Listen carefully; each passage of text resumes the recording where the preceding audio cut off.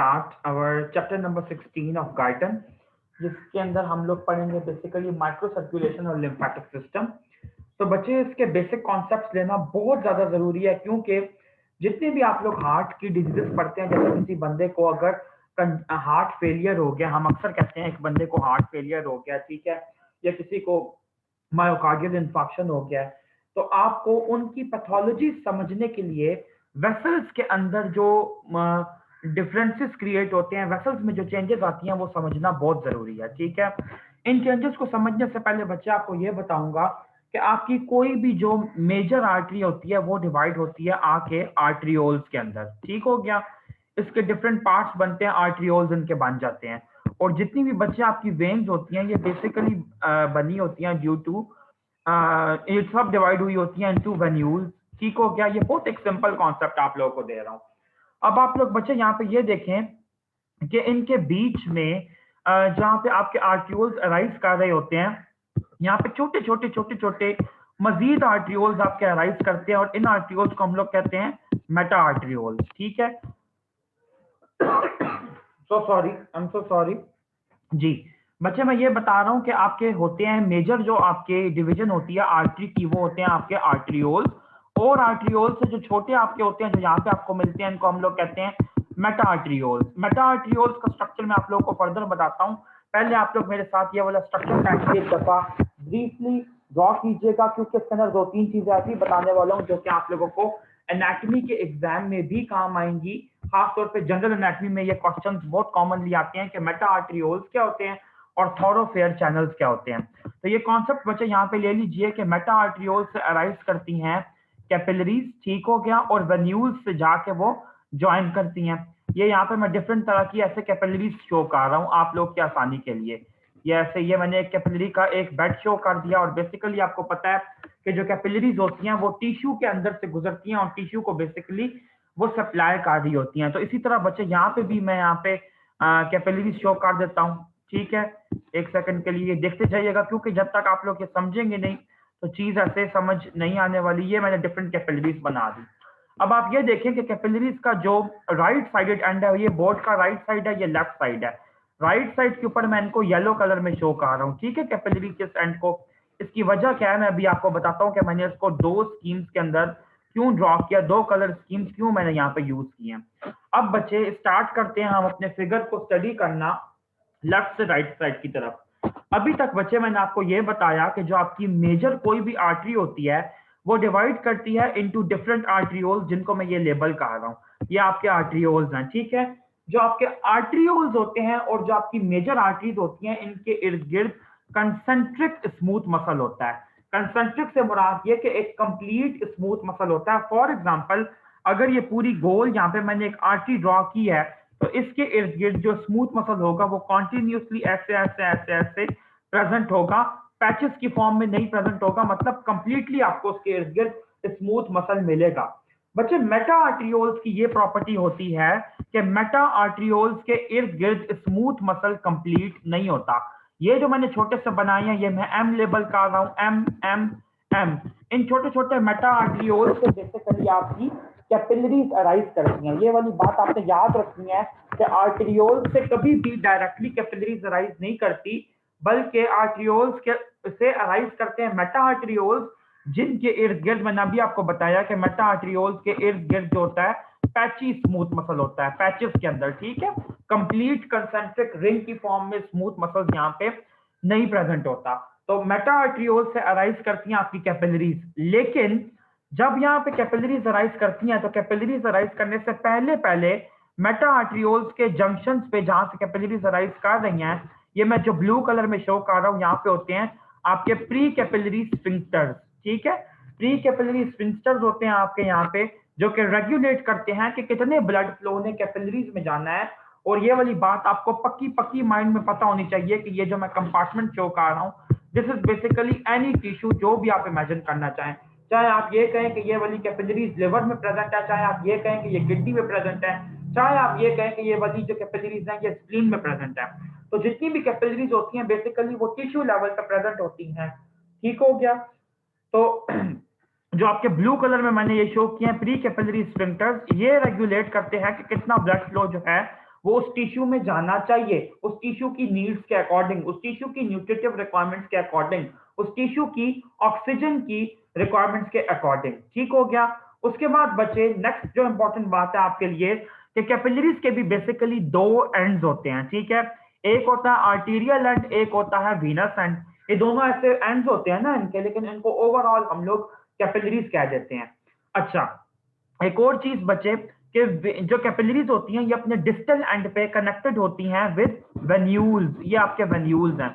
अब आप ये देखें कि वहां पे मैंने आपको बताया था कि किसी भी आर्ट्रियोल से डायरेक्टली कोई कैपिलरी अराइव नहीं करती, बल्कि आर्ट्रियोल से मेटा आर्ट्रियोल्स अराइव करती हैं और वहां से कैपिलरी अराइव करती है। लेकिन वेन्यूलर एंड पे या right side of the board पे आपको मैं ये शो करना चाहूंगा कि वेन्यूल्स के बीच में और कैपिलरीज के बीच में तीसरी कोई चीज नहीं होती।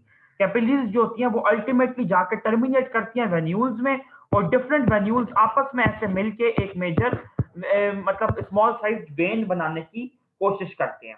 अब एक और चीज यहाँ पे कॉन्सेप्ट लेना बहुत ज्यादा जरूरी है जो कि मैं बताना चाहता हूँ। अक्सर बच्चों को इस बात का बिल्कुल नहीं पता होता। प्लीज ये देख लीजिए कि अक्सर ऐसे होता है कि मेटा आर्ट्रियोल से डायरेक्टली कनेक्शन होता है वेन्यूल के साथ। मैं दोबारा इस बात को रिपीट कर रहा हूं, प्लीज देखें मैंने ये लाइन कहां पे ट्रेस किया है। एक मेटा आर्ट्रियोल से डायरेक्टली ये चैनल जा रहा है वेन्यूल के अंदर खुलने के लिए। ये बेसिकली एक शंट है। शंट इसको हमने क्यों कहा है? शंट इसको बच्चे हमने इसलिए कहा है कि जो भी आर्टीरियल ब्लड है वो डायरेक्टली आके पोर इन हो रहा है into your venular system, into your venous system. तो इस चैनल को हम लोग कहते हैं थॉरोफेयर चैनल। प्लीज इसका नाम पक्के पक्के से याद कर लीजिए। ये थ्रू नहीं है, ये थॉरोफेयर चैनल है, और फेयर की स्पेलिंग FARE है, FAIR नहीं है। ये सफेद करने वाला फेयर नहीं है। ठीक है। थॉरोफेयर चैनल्स का जब भी आपसे कोई पूछेगा कि व्हाट आर थॉरोफेयर चैनल्स, तो आपने कहना है ये ऐसे चैनल्स होते हैं जो कि कैपिलरी सिस्टम को टिश्यू लेवल पे बाईपास कर जाते हैं। बाईपास का मतलब अगर आपको लेमैन में बताऊं, लेमैन टर्म में, तो बाईपास का मतलब है कि ये उनको इग्नोर कर जाते हैं। They have nothing to do with your capillaries, they are not connected with the capillaries present at tissue level in any sense. ये किसी भी तरह से कैपिलरीज के साथ कनेक्टेड नहीं होते, बल्कि एक आर्टरी अपना ब्लड पोर करना चाह रही है वेन के अंदर, तो वो थॉरोफेयर चैनल के जरिए भी करेगी। अब आपके माइंड में बच्चे ये सवाल आएगा कि अल्लाह ताला ने थॉरोफेयर चैनल क्यों बनाया है जब कैपिलरीज मौजूद थी? बच्चे, थॉरोफेयर चैनल बनाने का पर्पस दो तरह का है। नंबर वन, इसका फायदा ये होता है, बच्चे जरा गौर से देखिएगा, मैं आप लोगों को यहाँ पे बोर्ड के ऊपर ट्रेस भी करके दिखाता हूँ वो चीजें जिनके मुताल्लिक मैं सिग्निफिकेंस बता रहा हूँ। कि सबसे पहले आपको ये पता होना चाहिए कि फॉर एग्जाम्पल इन केस, मैं दोबारा बार बार कह रहा हूँ, इन केस अगर कभी आर्टियोलर साइड पे प्रेशर इंक्रीज करता है, जब प्रेशर बहुत ज्यादा बच्चे इंक्रीज करेगा तो क्या होगा? कैपिलरी से ब्लड ऊज आउट करना शुरू करेगा टिश्यू पे, टिश्यू के अंदर निकलना शुरू करेगा, लीक करना शुरू करेगा, और जो फिर वेन्स के अंदर ब्लड जाएगा उसकी तो अमाउंट कम होगी। ऐसा ही है ना? अगर थॉरोफेयर चैनल्स ना होते तो जितना भी ब्लड था उसका हाफ या उसका 40% कैपिलरीज में लीक कर जाता और वेन्यूल्स में वीनस रिटर्न सिर्फ 60% होता। लेकिन ऐसा नहीं है। ऐसा क्यों नहीं है? इतना कम वीनस रिटर्न नहीं है। उसकी वजह यह है कि कुछ ना कुछ ब्लड की अमाउंट आर्टरीज थॉरोफेयर चैनल के थ्रू डायरेक्टली पोर कर देती हैं वेन्स के अंदर। तो यानी कि अगर कोई नुकसान हो भी रहा है, अगर कोई ब्लड प्लाज्मा की फॉर्म में लीक कर भी रहा है कैपिलरी से, तो खैर है। क्यों? क्योंकि थॉरोफेयर चैनल के जरिए तो कुछ ना कुछ अमाउंट जा ही रही है ना वेन्स के अंदर। ये इसका पहला बच्चे फायदा है। दूसरा जो सिग्निफिकेंस है थॉरोफेयर चैनल की, वो ये है कि कैपिलरीज जो होती है वो बहुत छोटी होती हैं। इनके अक्रॉस जो ब्लड का प्रेशर होता है, जिस प्रेशर के साथ आर्टरीज के अंदर ब्लड आ रहा होता है, और वो इतनी छोटी छोटी छोटी छोटी छोटी कैपिलरीज में आके डिस्ट्रीब्यूट हो जाता है, तो वो प्रेशर बहुत ज्यादा होता है। तो उसको जरा सा लेसन करने के लिए, यानी कि ट्रांस आर्टीरियल या ट्रांस कैपिलरी प्रेशर को कम करने के लिए अल्लाह ताला ने थॉरोफेयर चैनल्स बनाए हैं, ताकि कुछ ना कुछ प्रेशर थॉरोफेयर चैनल्स में भी डिस्ट्रीब्यूट हो जाए। तो मैंने आपको दो सिग्निफिकेंट पॉइंट्स क्या बताए। एक तो ये कि थॉरोफेयर चैनल जो है वो ब्लड को सीधे रास्ते से टिश्यू में एग्जूट करने के बजाय, टिश्यू में निकलने के बजाय सीधा सीधा वेन्स में पहुंचाता है। दूसरा इसका काम यह है कि ये प्रेशर की डिस्ट्रीब्यूशन में हेल्प करता है। अब बच्चे आप लोगों ने ये बेसिक जो सिस्टम है ये समझ लिया है। अब हम लोग बच्चे मूव ऑन करते हैं, समझते कि टाइप्स ऑफ कैपिलरीज कौन कौन सी होती हैं। बहुत अच्छे से बच्चे आप लोग हिस्टोलॉजी के अंदर मेरे पास आप लोगों ने पहले भी क्लास की हुई है और मैं अभी भी बता देता हूँ, आप लोग मेरे पास कैपिलरीज की डिफरेंट टाइप्स आप लोग पढ़ चुके हैं। कैपिलरीज की डिफरेंट टाइप्स बच्चे दो मेन तरह की होती हैं, एक होती है कॉन्टिन्यूअस कैपिलरीज, दूसरी होती है डिसकॉन्टिन्यूअस कैपिलरीज। कॉन्टिन्यूअस कैपिलरीज बच्चे वो कैपिलरीज होती हैं जिनके अंदर किसी किस्म का कोई स्पेस एग्जिस्ट नहीं करता, ठीक है, यानी कि उनके बीच में कोई स्पेस उनके जो एंडोथेलियल सेल्स होंगे वो बिल्कुल इनलाइनिंग होंगे, आपस में कॉन्टिन्यूअस होंगे, उनके बीच में स्पेस एग्जिस्ट नहीं करेगा। लेकिन जो डिसकॉन्टिन्यूअस कैपिलरीज होती हैं बच्चे, उनके दरमियान में किसी न किसी किस्म के पोर्स या बड़े बड़े साइनोसॉइड्स एग्जिस्ट कर सकते हैं। जैसे मैं छोटी सी एग्जांपल ये दूं कि फॉर एग्जांपल अगर ये एंडोथेलियल सेल्स हैं, ये देखें मैं यहाँ पे डिफरेंट एंडोथेलियल सेल्स आपको शो करने की कोशिश कर रहा हूँ कि इनके बीच में किसी किस्म का कोई स्पेस नहीं है और ये दरमियान में जो मैंने चीज बनाई है ये बेसिकली इनका न्यूक्लियस है ये वाला, ठीक है। लेकिन जहां पे मैं एरोज लगा रहा हूँ आप देखें यहाँ पे एंडोथेलियल सेल्स बिल्कुल आपस में टाइटली अडहेरेंट है, यहाँ पे इनके दरमियान टाइट जंक्शन प्रेजेंट होते हैं। इस टाइप की कैपिलरी को हम लोग कहते हैं कॉन्टिन्यूअस कैपिलरी, और इसका पर्पस यही होता है कि यहाँ से फ्लूइड बिल्कुल भी लीक ना करे। और ऐसी कैपिलरीज आपको किस जगह पे मिलती हैं बच्चे? ब्रेन में मिलती हैं। ये जो मैं आपको क्वेश्चन करवा रहा हूँ ये आप लोगों को हिस्टोलॉजी में भी काम आएगा और फिजियोलॉजी के कॉन्सेप्ट समझने में भी काम आएगा। अच्छा, यानी कि ब्रेन के अंदर फ्लूइड लीकेज कम से कम होनी चाहिए, बिल्कुल टिश्यू में ब्लड नहीं जाना चाहिए, क्योंकि वहां पे ऑलरेडी सीएसएफ जो होता है वो सब इलेक्ट्रॉनिक स्पेस में पड़ा होता है। दूसरी चीज बच्चे आपको जो बताना चाहता हूं, डिसकॉन्टिन्यूअस कैपिलरीज के अंदर फर्दर टू कैटेगरीज आती हैं, एक होती हैं फेनेस्ट्रेटेड कैपिलरीज और तीसरी होती हैं बच्चे आपकी साइनोसॉइडल कैपिलरीज। अब आइए देखते हैं कि ये क्या होती हैं। फेनेस्ट्रेशन का मतलब होता है माइक्रोपोर्स, बिल्कुल छोटे छोटे सुराख जो होते हैं, ठीक है। यहाँ पे दोबारा मैं आपके लिए एंडोथेलियम ड्रॉ कर रहा हूँ, ये देखें ये एंडोथेलियम शो हो गई, ठीक है। इनके बीच में फेनेस्ट्रेशन यहाँ पे होती हैं, एंडोथेलियल सेल्स के बीच में दो एंडोथेलियल सेल्स के जंक्शन पे छोटी छोटी ऐसी विंडोज होती हैं जिसके जरिए जो ब्लड होता है वो पोर आउट कर सकता है, कैपिलरी से बाहर जा सकता है। इनको हम लोग कहते हैं फेनेस्ट्रेटेड कैपिलरीज। और फेनेस्ट्रेटेड कैपिलरीज की एग्जांपल आपको बच्चे किडनी में भी मिलती है, किडनी में फेनेस्ट्रेटेड कैपिलरीज होती हैं।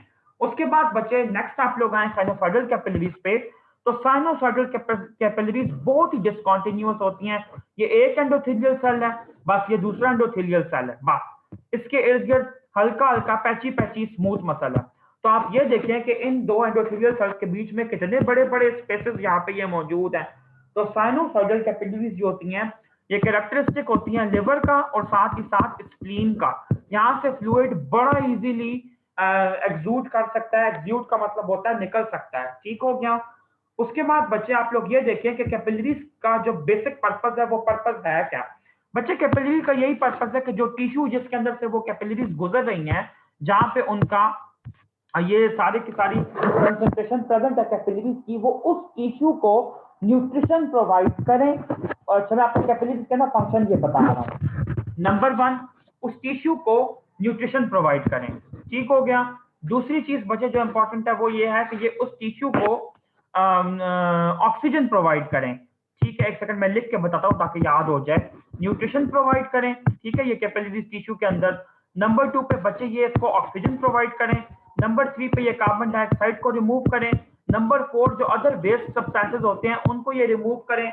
नंबर फाइव बच्चे कैपिलरी का जो पर्पस हो सकता है वो ये कि ये प्रेशर डिस्ट्रीब्यूशन के काम आती हैं, कि जितना प्रेशर आर्ट्रियोल में ज्यादा होता है ये डिस्ट्रीब्यूट हो जाता है अक्रॉस डिफरेंट कैपिलरीज जो कि टिश्यू में से रन कर रही होती हैं, ठीक है। और नंबर सिक्स बात ये कि अगर किसी टिश्यू को, कुछ टिश्यूज ऐसे भी होते हैं जिनको मतलब प्लाज्मा का जो अल्ट्राफिल्ट्रेट होता है वो चाहिए होता है, ठीक है। यानी कि जो कैपिलरीज हैं उसमें से ब्लड लीक करेगा, तो that's a good thing in some tissues की मैं बात कर रहा हूँ। तो ये इसके काम भी आती है, ये कुछ इनके बेसिक फंक्शंस हैं कैपिलरीज के। अब बच्चे आप लोग ये देखें कि जब आपका कैपिलरी के अक्रॉस जो ट्रांसपोर्ट होती है, मैं आप लोगों को एक दफा छोटे से दो तीन सेल्स शो कर दूं। फॉर एग्जांपल ये आपके एंडोथेलियल सेल्स में यहाँ पे शो कर रहा हूँ, ठीक है, और इनके दरमियान में ये न्यूक्लियाई में शो कर रहा हूँ। तो इनके अक्रॉस ट्रांसपोर्ट किस किस्म की इजीली हो सकती है। बच्चे जो लिपिड सॉल्यूबल सब्सटेंसेस होते हैं वो बड़ा इजीली एंडोथेलियल सेल्स के अक्रॉस ट्रांसपोर्ट कर जाते हैं, और लिपिड सॉल्यूबल सब्सटेंसेस के अंदर आपकी गैसेस खास तौर पे आती हैं ऑक्सीजन और कार्बन डाइऑक्साइड। लेकिन जो सब्सटेंसेस बच्चे वाटर सॉल्यूबल होते हैं वो कैपिलरीज के वो एंडोथेलियल सेल्स को क्रॉस नहीं कर सकते, बल्कि एंडोथेलियल सेल्स के बीच में जो छोटी छोटी स्पेसेस रह जाती हैं, जो पोर्स रह जाते हैं, उनको क्रॉस करने की कोशिश करते हैं। ये बात आपने याद रखनी है। अब ये देखें कि वो छोटे छोटे स्पेसेस फॉर एग्जांपल अगर यहाँ पे हैं तो उसके जरिए वाटर सॉल्यूबल सब्सटेंसेस ट्रैवल करके जाएंगे, और वाटर सॉल्यूबल सब्सटेंसेस में क्या आते हैं बच्चे, बेसिकली आयनाइजेबल सब्सटेंसेस, यानी कि आयंस आ जाते हैं, सोडियम पोटेशियम क्लोराइड वगैरह। ठीक हो गया। उसके बाद बच्चे आप लोगों के लिए एक चीज जानना बहुत ज्यादा जरूरी है कि जो वाटर सॉल्यूबल सब्सटेंसेस होते हैं इनका जो रेट ऑफ ट्रांसपोर्ट होता है across capillaries, across endothelial cells, वो 80 टाइम्स होता है कंपेयर टू जो प्लाज्मा की स्पीड होती है, जिस स्पीड से प्लाज्मा कैपिलरीज के ल्यूमेन में ट्रेवल कर रहा है। मैं इस बात को दोबारा रिपीट कर देता हूं, गाइटन में भी ये वाली बात लिखी है, आप लोगों को मिल भी जाएगी कि वाटर सॉल्यूबल सब्सटेंसेस कैपिलरीज के अक्रॉस या एंडोथेलिया के अक्रॉस 80 टाइम्स ज्यादा रेट पे इजीली पास करते हैं कंपेयर टू प्लाज्मा का फ्लो जितना कैपिलरीज के अंदर होता है। ठीक है, ये बात इंपॉर्टेंट थी, इसलिए मैंने आपको ये बतानी चाहिए क्योंकि आपकी ये बुक में हाईलाइट की गई है। उसके बाद बच्चे आप आए तो मैंने अभी आपको बताया कि एंडोथेलियल सेल्स के बीच में जो छोटे छोटे पोर्स होते हैं उनका जो डायमीटर होता है बच्चे वो होता है तकरीबन 6 to 7 नैनोमीटर। ये आपका एमसीक्यू है, आपने याद रखना है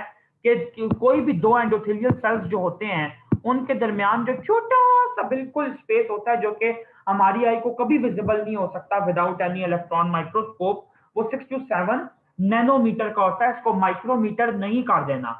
उसके बाद बच्चे एक और चीज आप लोगों के लिए समझना बहुत जरूरी है कि फॉर एग्जांपल ये कैपिलरीज का बना हुआ एक ये कैपिलरीज हैं, ठीक है, कैपिलरी के सेल्स हैं, एंडोथेलियल सेल्स हैं, तो इनके अक्रॉस जो ट्रांसपोर्ट होती है वो किस चीज पे डिपेंड करती है बच्चे, इनके अक्रॉस जो ट्रांसपोर्ट होती है बिल्कुल वो वैसी ही होती है जैसे आपका ऑस्मोसिस होता है या डिफ्यूजन होती है, यानी कि कंसंट्रेशन ग्रेडियंट जितना ज्यादा होगा, मैं यहाँ पे एक फॉर्मूला लिख रहा हूँ, concentration gradient is directly proportional to rate of diffusion. ये चीज आपने याद रखनी है।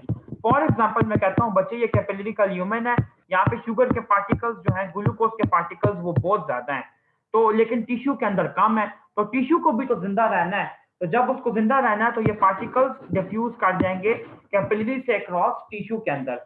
ये चीज भी बच्चे गाइडेंस के अंदर हाईलाइट की हुई है, पूरा एक अलग से टॉपिक दिया है, तो मैंने आपको इसकी समराइज फॉर्म में ये बता दिया है कि जितनी ज्यादा कंसंट्रेशन होगी कैपिलरी के अंदर किसी सब्सटेंस की तो वो इजीली बाहर चला जाएगा कैपिलरी से, और जिस चीज की कंसंट्रेशन बहुत ज्यादा होगी कैपिलरी से बाहर, तो अगर वो लिपिड सॉल्यूबल है तो वो एंडोथेलियम के जरिए आ जाएगा वापस कैपिलरी के ल्यूमेन के अंदर, और अगर वो लिपिड सॉल्यूबल नहीं है तो वो छोटे छोटे पोर्स के जरिए बीइंग वाटर सॉल्यूबल आ जाएगा अंदर की तरफ। उसके बाद बच्चे आपको ये बताना है कि जो हमारे टिश्यूज के अंदर इंटरस्टिशियम होती है, इस इंटरस्टिशियम के अंदर आपको दो तरह के मेजर फाइबर्स मिलते हैं, एक होते हैं कोलेजन के फाइबर्स, दूसरे होते हैं आपके प्रोटियोग्लाइकेन्स के फाइबर्स। जो कोलेजन के फाइबर्स होते हैं ये थिकर होते हैं, जो प्रोटियोग्लाइकेन्स के होते हैं ये थिनर होते हैं। लेकिन इन दोनों के अंदर कॉमन बात क्या है बच्चे, इन दोनों में कॉमन बात यह है कि ये टिश्यू को स्ट्रेंथ प्रोवाइड कर रहे होते हैं। ठीक है, आप इमेजिन कीजिए ये प्रोटियोग्लाइकेन्स के हैं और ये बड़े वाले जो हैं ये आपके कोलेजन के फाइबर्स हैं। इनका काम ये है कि ये एक ऐसा सब्सटेंस प्रोवाइड करते हैं, एक ऐसी एनवायरनमेंट प्रोवाइड करते हैं जिसके अंदर जो टिश्यू की जेल होती है वो एकोमोडेट कर जाती है। ये ब्लू कलर के अंदर मैं जेल शो करने की कोशिश कर रहा हूँ। आपको अक्सर वाइवा में पूछा जाता है व्हाट इज टिश्यू जेल। बच्चे टिश्यू जेल जो होती है बेसिकली हम लोग कहते हैं ऐसे सब्सटेंसेस को जिनके अंदर आपके गैग्स आ जाते हैं, ग्लाइकोज अमाइनो ग्लाइकेन्स। सेकेंड ईयर के अंदर भी आप लोग पढ़ लेंगे, शायद आपने फर्स्ट ईयर में भी नाम सुना होगा। ग्लाइकोज अमाइनो ग्लाइकेन्स में जो टॉप पे आते हैं छह ही हैं बेसिकली, उनके नाम क्या क्या है। सबसे पहले आता है बच्चे hyaluronic acid. Hyaluronic acid is a tissue gel, खास तौर पे ये जॉइंट्स में प्रेजेंट होता है। नंबर 2 पे आता है बच्चे कॉन्ड्रोइटन सल्फेट, ठीक हो गया। नंबर 3 के ऊपर आता है केराटिन सल्फेट। नंबर 4 के ऊपर आता है डर्माटेन सल्फेट, ठीक है। और नंबर 5 पे आता है हिपरिन, ठीक है। और नंबर 6 के ऊपर आता है हिपारैन। तो बच्चे ये देखें ये आपके 6 गैग्स हैं, ग्लाइकोज अमाइनोग्लाइकेन्स के मॉलिक्यूल्स जो कि टिश्यू जेल का काम करते हैं। ये मेरे ख्याल से गाइडेंस में नहीं दिए हुए। जो हाइलुरोनिक एसिड है बच्चे, उसका आपने हमेशा ये वाली बात याद रखनी है कि वो सल्फेटेड नहीं होता, ठीक है। बाकी जो आपके जितने भी हैं ये सब सल्फेटेड होते हैं, लेकिन हीपारिन को हम लोग हीपारिन सल्फेट नहीं कहते, उसके अंदर वो शामिल होती है। हीपारैन को हम लोग हीपारैन सल्फेट कह देते हैं। इसके अलावा कॉन्ड्रोइटिन सल्फेट, केराटिन सल्फेट और डर्माटेन सल्फेट तो एग्जिस्ट करते ही हैं। तो ये आपकी टिश्यू जेल बनाने के कंपोनेंट्स हैं। उसके बाद बचे जो नेक्स्ट चीज आप लोगों को इंपॉर्टेंट बतानी है, that is the most important topic of your book. आप लोगों को बताना है कि स्टार्लिंग फोर्सेस क्या होती हैं। मोस्ट इंपॉर्टेंट टॉपिक है सर्कुलेशन का, और मैंने चैप्टर का आगाज भी इसी बात से किया था कि अगर आपको ये चीज समझ आएगी तो ही आप लोग जो हार्ट की डिफरेंट पैथोलॉजीज के इफेक्ट होते हैं सर्कुलेशन से वो समझ सकेंगे। सबसे पहले बच्चे ये इमेजिन कीजिए कि फॉर एग्जांपल अगर ये कोई भी एक वेसल है, ठीक है। इस वेसल के ये जो वेसल है ना, ये जो कैपिलरी है, ये टिश्यू के अंदर एक पड़ी हुई है। तो इसके बाहर ये वाला एनवायरनमेंट कौन सा होगा? इंटरस्टिशियल एनवायरनमेंट, यानी कि सेल के बीच वाला एनवायरनमेंट, इंटरस्टिशियल, ठीक है। और ये वाला है कैपिलरी का एनवायरनमेंट, ठीक है। इसके अंदर ब्लड फ्लो कर रहा है। ब्लड फ्लो को शो करने के लिए यहाँ पे मैं 2-3 एरो छोटे छोटे रेड कलर के लगा देता हूँ। अब आप ये देखें कि नॉर्मली ब्लड के अंदर क्या क्या होता है बच्चे? ब्लड के अंदर आपके होते हैं दो तरह की इंपॉर्टेंट चीजें। एक होता है प्लाज्मा, दूसरा होता है फॉर्म्ड एलिमेंट्स। जो फॉर्म्ड एलिमेंट्स होते हैं बच्चे, फॉर्म्ड एलिमेंट्स बेसिकली हम किसे कहते हैं? आपके जितने भी सेल्स होते हैं जो कि आपको ब्लड में मिलते हैं, red blood cells, white blood cells and your platelets, इनको हम लोग कहते हैं कि ये फॉर्म्ड एलिमेंट्स हैं, ठीक है, ब्लड के। तो अब आप ये देखें कि इसके अलावा प्लाज्मा में क्या क्या होता है बच्चे। प्लाज्मा के अंदर आयंस भी शामिल हो जाते हैं और जितना भी वाटर का कंपोनेंट है वो भी शामिल हो जाता है। तो आप ये देखें कि बेसिकली प्लाज्मा के अंदर आयंस भी हैं, प्रोटीन्स भी हैं। अब ये जो आयंस और प्रोटीन्स हैं, ये दो डिफरेंट तरह का प्रेशर एक्सर्ट करती हैं। किस तरह का प्रेशर एक्सर्ट करती हैं? बायोकेम के अंदर आप लोगों ने ये चीज सुनी होगी, नहीं सुनी तो आज इसको पक्का पक्का क्लियर कर लें। फर्स्ट ईयर में अगर आप ये चीज नहीं समझेंगे तो believe me, fourth year final year के बच्चों को फिर ये वाली चीज नहीं पता होती कि इस चीज का मतलब क्या है। प्लीज इसको गौर से सुन लीजिए कि जो ब्लड के अंदर आयंस होते हैं वो जो भी प्रेशर एक्सर्ट करते हैं, उनका जो प्रेशर होता है उस प्रेशर को हम लोग कहते हैं क्रिस्टलॉइड प्रेशर। क्या कहते हैं बच्चे? क्रिस्टलॉइड या ऑस्मोटिक प्रेशर। प्लीज आपने ये चीज याद रखनी है, ठीक है। और जो आपके ब्लड में प्रोटीन्स होती हैं, ये जो प्रेशर एक्सर्ट करती हैं, सबसे पहली बात तो ये कि प्रोटीन्स को हम लोग कहते हैं कोलॉइड्स, और कोलॉइड्स जो बच्चे प्रेशर एक्सर्ट करते हैं इनको हम लोग कहते हैं ऑनकोटिक प्रेशर। इन दोनों टर्म्स को नोट कर लीजिए। शायद आपको ऑनकोटिक का वर्ड ना मिले, या देख लीजिए अगर होगा तो ठीक है, मुझे अब नहीं आपके गाइडेंस में लिखा हुआ है या नहीं, आप लोग काइंडली नोट कर लीजिए। अब बच्चे यहाँ पे देखें कि ब्लड के अंदर तो दोनों तरह की चीजें फ्लो कर रही हैं, लेकिन प्रोटीन्स के पास एक ऐसी एबिलिटी है कि जो हमारे लिए बहुत ज्यादा यूजफुल होती है। सबसे पहले बच्चे आपको यह पता होनी चाहिए कि आपकी बॉडी के अंदर सबसे इंपॉर्टेंट प्रोटीन कौन सी हैं। तो आपकी बॉडी में सबसे इंपॉर्टेंट 3 तरह की प्रोटीन्स हैं। कौन कौन सी? एक है एल्ब्यूमिन, दूसरी है ग्लोब्युलिन। जो ग्लोब्युलिन्स हैं, मैं आप लोगों को यहाँ पे प्रोटीन की जरा सी कुछ इंपॉर्टेंट बातें भी बता देता हूँ। आप लोगों ने शायद मेरा बायोकेम का लेक्चर भी लिया होगा। प्रोटीन्स की डिफरेंट टाइप्स कौन कौन सी होती हैं? एक होती हैं बच्चे एल्ब्यूमिन, ठीक हो गया, दूसरी होती हैं ग्लोब्युलिन्स और तीसरी होती हैं फाइब्रिनोजेन, ठीक है। ये प्लाज्मा प्रोटीन की डिफरेंट क्लासिफिकेशन है। ग्लोब्युलिन्स की फर्दर टाइप्स होती हैं अल्फा ग्लोब्युलिन्स, बीटा ग्लोब्युलिन्स, गामा ग्लोब्युलिन्स, और गामा ग्लोब्युलिन्स को बेसिकली हम लोग कहते हैं कि ये इम्यूनोग्लोब्युलिन्स हैं, ठीक है, यानी कि एंटीबॉडीज हैं। अब आपको ये सबसे पहला एमसीक्यू जो आपको आता है, which one of the following is the most abundant plasma protein? So your answer should always be albumin. बच्चे प्रोटीन्स के पास ये प्रॉपर्टी होती है कि जब ये ब्लड में छोटे छोटे पार्टिकल्स की फॉर्म में फ्लो कर रही होती हैं तो ये फ्लूइड को अपनी तरफ अट्रैक्ट करके रखती हैं। क्या करती हैं? फॉर एग्जांपल अगर वाटर के मॉलिक्यूल्स हैं तो उनको अपनी तरफ खींच के रखेंगी। यानी कि इस बात का क्या मतलब हुआ? इस बात का ये मतलब हुआ कि ये प्रोटीन जिस जगह पे भी प्रेजेंट होंगी उनके इर्द गिर्द फ्लूइड मौजूद होगा। अब आप ये देखें, मैं छोटी सी बात यहाँ पे कोट करूं कि फॉर एग्जांपल अगर ये एक ब्लड वेसल है, एक छोटी सी कैपिलरी है, और आपको पता है कि ब्लड के अंदर ही बेसिकली एल्ब्यूमिन होता है। तो एल्ब्यूमिन जो होगा वो अपनी तरफ फ्लूइड को खींच के रखेगा। अपनी तरफ फ्लूइड को खींच के रखने से मुराद ये है कि बेसिकली फ्लूइड जो है वो इंट्रावास्कुलरली, इंट्रावास्कुलर का क्या मतलब है, वेसल के अंदर मेंटेन रहेगा, यानी कि आपका जो ब्लड का वॉल्यूम होगा वो वेसल में मेंटेन रहेगा। अब आप ये देखें कि चूंकि एल्ब्यूमिन पाई ही ब्लड में जाती है, पाई ही प्लाज्मा में जाती है, वो टिश्यू में तो पाई नहीं जाती। अल्लाह ना करे कोई पैथोलॉजी ऐसी डेवलप करती है किसी बंदे के अंदर और उसकी वो एल्ब्यूमिन प्रोटीन लीक करके टिश्यू में चली जाती है, तो क्या होगा बच्चे, यही होगा कि सारे का सारा फ्लूइड मूव करके टिश्यू में जमा हो जाएगा, यही होगा ना। तो आप ये देखें कि टिश्यू में एल्ब्यूमिन की माइग्रेशन होना से टिश्यू में फ्लूइड चला जाता है, या अगर किसी बंदे के ब्लड के अंदर, प्लाज्मा के अंदर एल्ब्यूमिन का लेवल डिक्रीज हो जाए तो भी फ्लूइड जो होता है वो इजीली वापस चला जाता है टिश्यूज के अंदर। अब आप ये देखें कि ऐसी कौन सी कंडीशन है जिसके अंदर इंसान के ब्लड में एल्ब्यूमिन का लेवल कम हो जाए। तो ये आप लोगों की अभी बेसिक बातें हैं, मैं आप लोगों को सिखा देता हूं। बच्चे ये देखें कि अगर कोई बंदा मॉल न्यूट्रिशन का शिकार है, वो प्रोटीन खाता ही नहीं है, वो अंडा खाता ही नहीं है, जब वो अंडा खाता ही नहीं है तो उसके अंदर एल्ब्यूमिन कहां से जाएगी, एल्ब्यूमिन नहीं होगी, ठीक है। या वैसे भी प्रोटीन नहीं खाता तो नहीं होगी, मैं ये नहीं कह रहा कि जो एल्ब्यूमिन आप खाते हैं वो ही ब्लड में शामिल हो जाती है। दूसरी चीज बच्चे, आपका लिवर जो होता है वो बेसिकली फैक्ट्री होता है एल्ब्यूमिन की। तो अगर किसी बंदे को लिवर डिजीज है, यानी कि सिरोसिस वगैरह है, हेपेटाइटिस बी या सी के बाद सिरोसिस हो गया या लिवर कैंसर हो गया है, तो वो तो एल्ब्यूमिन को सिंथेसाइज नहीं कर सकेगा। और तीसरी बच्चे, एल्ब्यूमिन के डिक्रीज होने की वजह ये हो सकती है कि उस बंदे की किडनी के अंदर, आपको पता है ना कि किडनी के अंदर से नॉर्मली सिर्फ और सिर्फ आयंस पास कर सकते हैं और वाटर। अगर किडनी के मेम्ब्रेन में लीकेज हो, किडनी के मेम्ब्रेन में होल हो, तो वहां से एल्ब्यूमिन लीक आउट कर सकती है। तो किसी बंदे को अगर किडनी डिजीज है जिसके खास तौर पे हम लोग नाम लेते हैं नेफ्रोटिक सिंड्रोम, तो नेफ्रोटिक सिंड्रोम के केसेस के अंदर भी एल्ब्यूमिन डिक्रीज हो सकती है।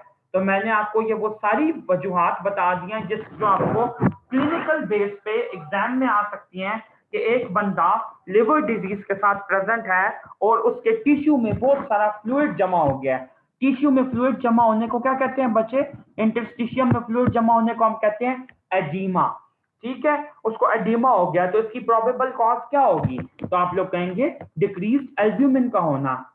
क्यों, क्योंकि जब एल्ब्यूमिन का लेवल डिक्रीज होता है तो प्लाज्मा का ऑनकोटिक प्रेशर जो होता है, यानी कि मैंने अभी आपको बताया कि एल्ब्यूमिन एक कोलॉइड है और वो ऑनकोटिक प्रेशर एक्सर्ट करता है, वाटर को अपनी तरफ खींच के रखता है। तो ऑनकोटिक प्रेशर कम होगा तो आपका फ्लूइड लीक कर सकता है कैपिलरी के अंदर। अच्छा, अब बच्चे मैं आप लोग को ये मैंने पहले ही बता दिया है कि आपके जितने भी आयंस होते हैं, सोडियम पोटेशियम क्लोराइड, जितने भी ये छोटे छोटे, बहुत ही छोटे छोटे किस्म के आयंस हैं, इतने छोटे हैं कि एल्ब्यूमिन से आप लोग कह लें कि 10 टाइम्स छोटे हैं, ठीक है। मैं एग्जांपल दे रहा हूं, तो आप लोग देखें कि ये भी अपनी तरफ फ्लूइड को एक्सर्ट करते हैं, फ्लूइड को अपनी तरफ खींच के रखते हैं, ठीक है। लेकिन एक बात आपको हमेशा याद रहनी चाहिए बच्चे मेरी, कि जो आपका ऑनकोटिक प्रेशर होता है ये ज्यादा होता है ऑस्मोटिक प्रेशर से एक्सपेरिमेंटली। जब हमने लैब में एक्सपेरिमेंट्स परफॉर्म किए तो हमें पता चला कि आयंस का तो चूंकि साइज बहुत छोटा होता है तो इसीलिए वो बहुत कम वाटर के मॉलिक्यूल्स को अपनी तरफ अट्रैक्ट करने की एबिलिटी रखते हैं। लेकिन जो आपके एल्ब्यूमिन होता है बच्चे, तो एल्ब्यूमिन का साइज भी बड़ा है, मॉलिक्यूलर वेट भी ज्यादा है, तो ये उसको अपनी तरफ ज्यादा इजीली खींच के रखते हैं। ठीक हो गया। अब इन बेसिक कॉन्सेप्ट्स के बाद आप लोगों को मैं लेके जाता हूं स्टार्लिंग फोर्सेस के ऊपर। प्लीज फोकस्ड होके ये सुनिएगा। फॉर एग्जांपल अगर ये एक ब्लड वेसल है, इस ब्लड वेसल के दो एंड्स हैं, एक ये कैपिलरी है, ठीक है। कैपिलरी के ऊपर ये इसका आर्टीरियल एंड है, ये वीनस एंड है। अभी हम लोग एंड्स की बात नहीं करते, सिर्फ डायरेक्टली फोर्सेस स्टडी करते हैं ताकि आपको क्लियर हो जाए ये वाली चीज। बच्चे सबसे पहली बात ये कि यहाँ पे ब्लड फ्लो कर रहा है, इस कैपिलरी के अंदर ब्लड फ्लो कर रहा है। ब्लड में क्या चीज मौजूद है, ब्लड में मौजूद है एल्ब्यूमिन। तो एल्ब्यूमिन बच्चे क्या करेगी, एल्ब्यूमिन फ्लूइड को अपनी तरफ खींचेगी, बाहर से भी अपनी तरफ अंदर खींचेगी, अंदर से भी अपनी तरफ अंदर खींचेगी। ठीक हो गया। तो इस प्रेशर को हम लोग क्या कहते हैं कि ये आपकी प्रोटीन का प्लाज्मा ऑनकोटिक प्रेशर है। कौन सा प्रेशर है बच्चे? प्लाज्मा ऑनकोटिक प्रेशर है, जिसके जरिए फ्लूइड खिंचा चला आता है एल्ब्यूमिन की तरफ इंट्रावास्कुलरली। इंट्रावास्कुलर से क्या मुराद है? वेसल के अंदर। दूसरा जो आपको प्रेशर बताना है वो ये है कि यहाँ पे चूंकि ये जो कैपिलरी है आपके पास बच्चे, इसका डायमीटर छोटा है और इसके अंदर जो फ्लूइड जा रहा है वो बहुत ज्यादा है। ठीक है, फ्लूइड इसके अंदर बहुत ज्यादा जा रहा है। तो इतनी छोटी चीज में जब आप लोग इतना बहुत फ्लूइड डालेंगे तो वो तो लीक करने की कोशिश करेगा। तो जो प्रेशर बच्चे लीक करने की कोशिश करता है उसको हम लोग कह देते हैं कैपिलरी प्रेशर। क्या कह देते हैं बच्चे? Capillary pressure. और कैपिलरी प्रेशर को डिनोट करने के लिए हम लोग लिखते हैं पीसी। अब आप लोग मेरे एरोस की डायरेक्शन देखना मत भूलिएगा। मैं यहाँ पे क्या शो कर रहा हूँ, जो आपका प्लाज्मा ऑनकोटिक प्रेशर है ये फ्लूइड को अंदर की तरफ वेसल में खींचता है। तो मैं ये एरो जो है ये वेसल की तरफ लगा रहा हूँ। ठीक है, वेसल के ल्यूमेन के अंदर की तरफ लगा रहा हूँ। जो कैपिलरी प्रेशर है ये फ्लूइड को बाहर निकलने की पुश देता है कि तुम वेसल से बाहर निकलो, क्योंकि अंदर पहले ही बहुत ज्यादा रश मचा हुआ है, तुम कहां से घुस आई हो। तो ये इसको कहता है बाहर निकलो। अब ये दोनों एरोज एक दूसरे के ऑपोजिट हैं। अच्छा, ये तो हमने पढ़ लिए बच्चे आपकी वेसल के प्रेशर जो वेसल के ऊपर एक्सर्ट कर रहे हैं। ठीक है, ये दो फोर्सेस हैं। अब आप ये देखें कि वेसल्स यानी कि जो आपकी कैपिलरी है वो इंटरस्टिशियम में से गुजर रही है। तो क्या इंटरस्टिशियम में भी कोई फोर्स होगी, कोई प्रेशर होगा? हाँ जी बच्चे, बिल्कुल होगा। जो आपका इंटरस्टिशियम होता है तो इसके अंदर जो प्रेशर एक्सर्ट हो रहा होता है उसको हम लोग कहते हैं कि interstitial fluid pressure. Interstitial fluid pressure का दिल ये चाहता है कि वो कैपिलरी के अंदर किसी तरीके से एंटर हो जाए। ठीक है, यानी कि ये प्लाज्मा कैपिलरी प्रेशर के बिल्कुल ऑपोजिट है। ये बात आपने याद रखी। उसके बाद बचे जो नेक्स्ट प्रेशर है वो है आपका इंटरस्टिशियल फ्लूइड का कोलॉइड प्रेशर। थोड़ी बहुत जो प्रोटीन लीक करती है कैपिलरी से इंटरस्टिशियम के अंदर। अब देखिए छोटी छोटी प्रोटीन अगर मैं यहाँ पे ड्रॉ कर दूं, वो प्रोटीन ये चाहती है कि वेसल से भी फ्लूइड खिंचा हुआ मेरा पास चला आए। तो आपने याद रखना है कि जो आपका इंटरस्टिशियल फ्लूइड का प्रेशर होता है ये भी ऑनकोटिक हो सकता है। ठीक हो गया। मैं दोबारा ये वाली बातें बोल रहा हूँ। प्लाज्मा तो इसकी डायरेक्शन बच्चे क्या होगी? इसकी डायरेक्शन ये होगी। अब आप लोग ये देखें कि कौन कौन से प्रेशर्स मैंने आप लोगों को यहाँ पे बताए। जो भी आपके ऑनकोटिक प्रेशर्स होते हैं प्रोटीन की वजह से वो अपनी तरफ खींचते हैं चीज को, और जो आपके कैपिलरी प्रेशर्स होते हैं या इंटरस्टिशियल फ्लूइड के प्रेशर्स होते हैं वो अपने से अवे पुश करते हैं चीजों को। ये बिल्कुल एग्जांपल ऐसे है जैसे पुल और पुश के एग्जांपल हो। तो आप ये देखें कि दो एरोज वेसल्स के अंदर पॉइंटेड हैं जो कि अंदर के जाने की कोशिश कर रहे हैं, यानी कि जो प्लाज्मा ऑनकोटिक प्रेशर है वो भी फ्लूइड को अपनी तरफ खींच रहा है इंटरस्टिशियम में से, और जो ये वाला प्रेशर है आपका इंटरस्टिशियल फ्लूइड का प्रेशर वो भी कैपिलरी के अंदर घुसने की कोशिश कर रहा है। लेकिन इसके ऑपोजिट दो ऐसे प्रेशर हैं जो कि कैपिलरी से बाहर निकलने की कोशिश कर रहे हैं। एक है आपका capillary pressure of capillary pressure जो कि कैपिलरी से बाहर आने की कोशिश कर रहा है। दूसरा आपका है इंटरस्टिशियल फ्लूइड की प्रोटीन्स का ऑनकोटिक प्रेशर जो कि चाहता है कि वेसल से ब्लड निकल के या प्लाज्मा लीक करके बाहर की तरफ आए। तो बच्चे आप लोग ये देखें कि ये बेसिकली आपके जो प्रेशर्स हैं ये डिटरमिन करते हैं कि नेट फिल्ट्रेशन कितनी होनी चाहिए। ठीक हो गया, नेट फिल्ट्रेशन कितनी होनी चाहिए। अच्छा, उसके बाद बच्चे नेक्स्ट चीज जो मैंने आपको ये बतानी है, एक सेकंड। अच्छा चलिए, आप लोग का लिंक का टाइम एक्सपायर हो रहा है, मैं न्यू लिंक भेजता हूँ, जल्दी से वापस आइए फिर हम लोग कंटिन्यू करते हैं। थोड़े सा टॉपिक रह गया है।